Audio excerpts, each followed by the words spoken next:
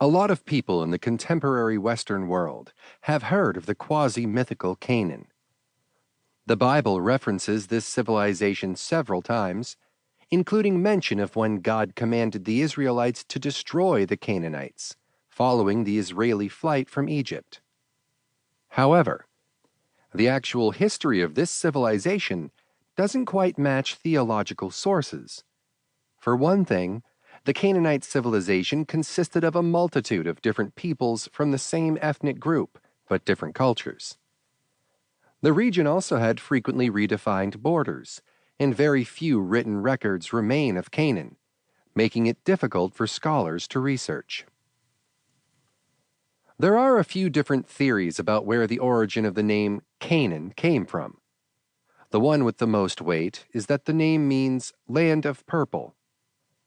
One of the supplies traded to other civilizations was a special purple or indigo dye extracted from a type of shellfish found near the shores of contemporary Palestine. An older, less likely possibility is that the name comes from a Semitic root, which means low, humble, or subjugated. Some scholars believe this could be translated to the Canaanites living in an area of lowlands, since it's unlikely the name was referring to a biblical theme, as proposed by the original theorist, as early as 2000 BCE.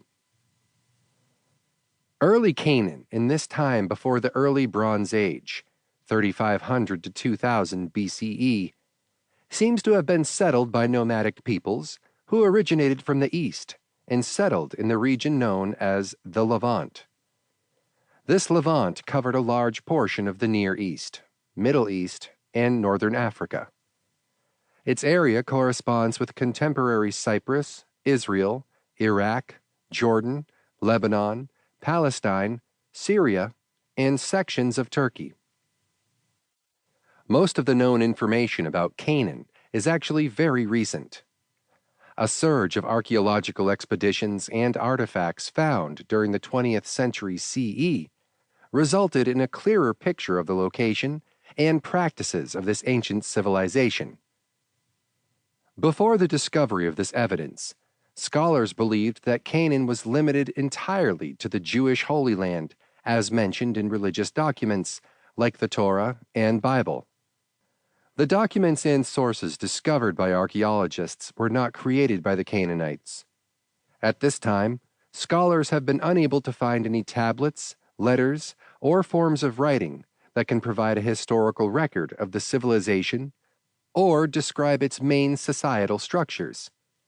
Instead, professionals pieced together a rough idea of what Canaan was like by examining remaining architectural landmarks and finding references to Canaan in the records left by other civilizations. The Amarna letters and other documents. Numerous references to the Canaanites can be found in the Amarna letters.